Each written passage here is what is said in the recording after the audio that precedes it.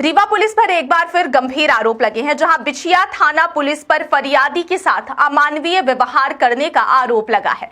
फरियादी सुरेंद्र यादव सोमवार को एसपी ऑफिस पहुंचे और मीडिया के सामने अपना वीडियो सबूत दिखाते हुए न्याय की गुहार लगाई है। उसने बताया कि पुरानी रंजिश के चलते मुन्ना यादव, लाला यादव, अरुण यादव, विकास सेन, आदित्य यादव और राजेंद्र यादव ने उसके साथ मारपीट की, जिसमें उसके सिर में गंभीर चोट आई।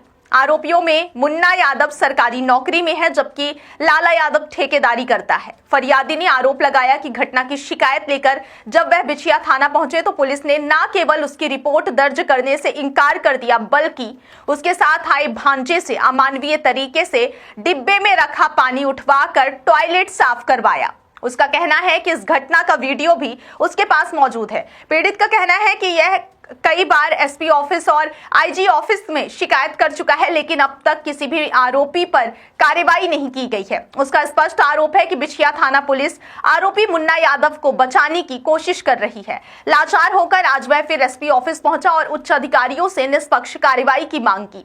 अब यह देखना होगा कि पुलिस प्रशासन इस गंभीर शिकायत पर क्या कदम उठाती है। पानी भर के बताओ यार, पुलिस वाले वो क्या पानी हम लोग आए हैं कंप्लेंट लेने और यहाँ आने के बाद कह रहे पानी ले आओ। कहाँ है बाल्टी? ये है डब्बा, ये तो ये डब्बा। अरे उधर मत जाओ, तुम ये काम करो, चलो जल्दी।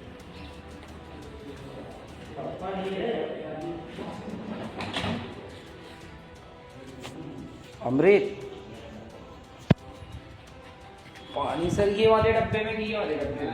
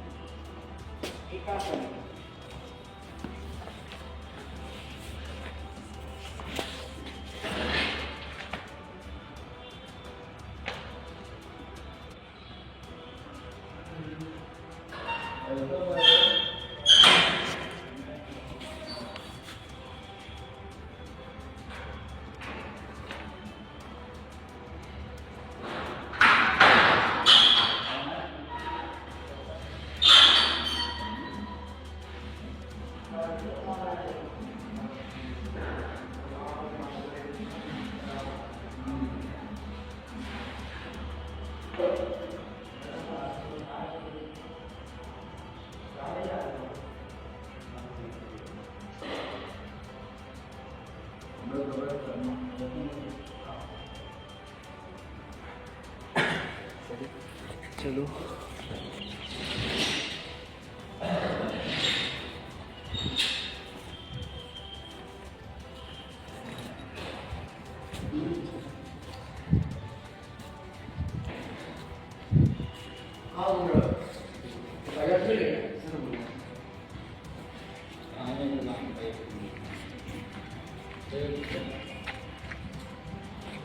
थाने में बताओ, आए हम लोग कंप्लेन कराने के लिए। ऐसे उस दिन भी पैसा कौड़ी हर चीज़ की मांग की है।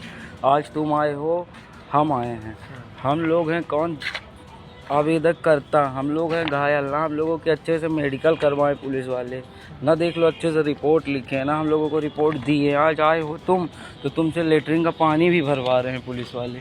ये सारी चीज़ें एसपी सर के सामने बोलना पड़ेगा जो दिखा है।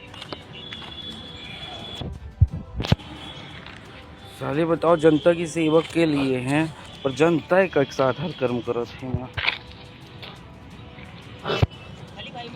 हाँ भाई, देखिए, जैसा आप सभी की जानकारी में है कि वर्तमान में चुनाव आयोग के द्वारा जो एसआईआर की प्रक्रिया प्रचलन में है, उसमें आप लोगों के माध्यम से मैं सभी को ये बताना चाहूँगा कि इसमें ऐसी जानकारी आई है कि कुछ लोगों ने इसका एसआईआर की प्रक्रिया का फ़ायदा उठा के लोगों से साइबर धोखाधड़ी करने का इसमें प्रयास कर रहे हैं।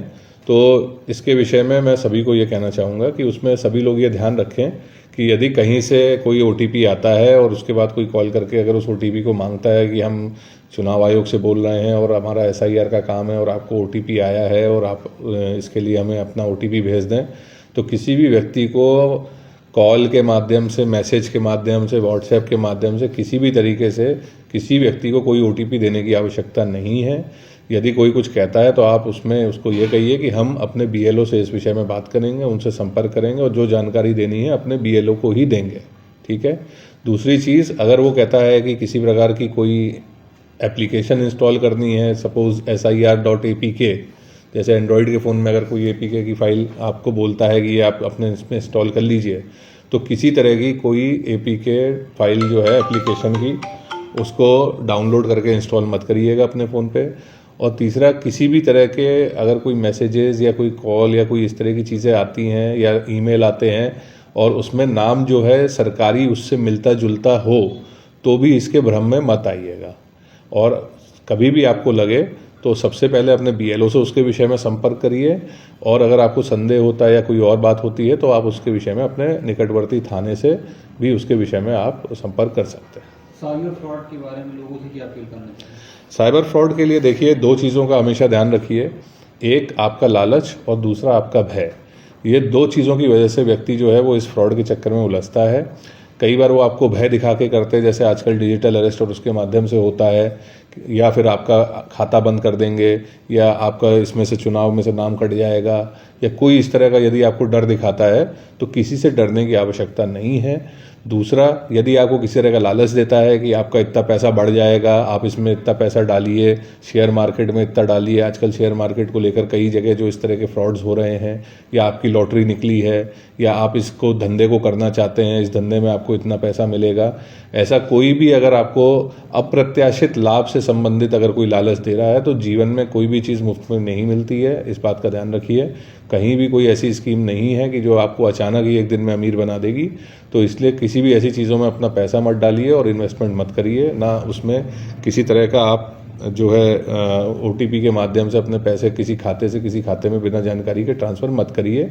जो भी आपको करना है, संबंधित व्यक्ति जो आपके समक्ष में आ जाए, या बैंक में जाके, या अगर कोई संस्थान है उसमें जाके उसको विधिवत देखने के बाद ही आप किसी भी तरह की गतिविधि को करिए।